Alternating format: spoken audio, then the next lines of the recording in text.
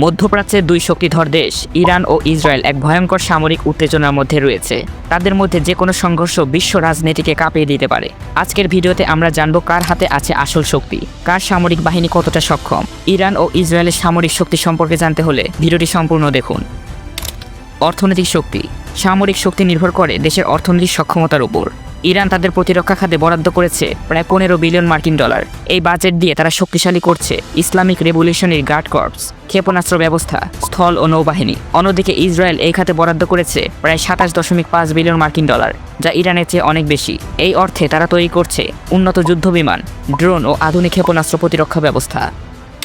সেনাবাহিনীর আকার।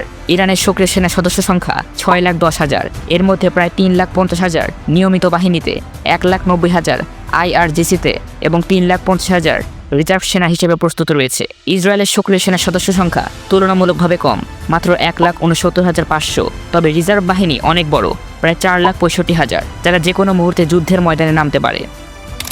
স্থলবাহিনী। ইরানের স্থলবাহিনী বেশ বড়সড়। তাদের রয়েছে 10,000-এরও বেশি ট্যাঙ্ক, যার মধ্যে আছে T-72 এবং স্থানীয়ভাবে তৈরি করা ট্যাঙ্ক। সাথে আছে 7,000-এরও বেশি আর্টিলারি সিস্টেম।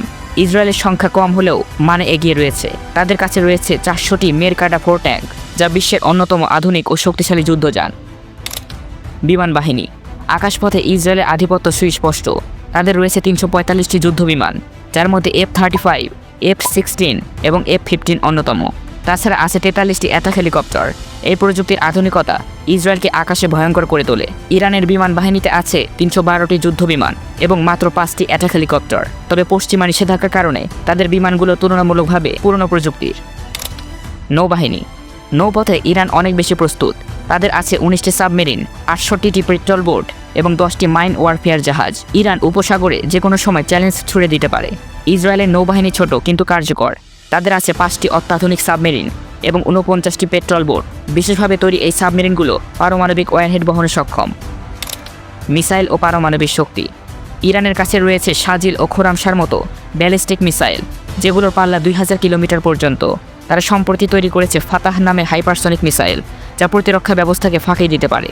ইসরায়েলের হাতে আছে জেরিকো 3 ক্ষেপণাস্ত্র, যার পাল্লা প্রায় 6,500 কিলোমিটার। অনুমান করা হয় ইসরায়েলের হাতে প্রায় 90টি পারমাণবিক ওয়ারহেড রয়েছে। তবে তারা এই বিষয়ে কখনোই প্রকাশ্যে কিছু বলেনি। নীরবতাই তাদের কৌশল। এই বিশ্লেষণ থেকে বোঝা যায় ইসরায়েল প্রযুক্তিতে এবং আকাশপথে অনেক এগিয়ে।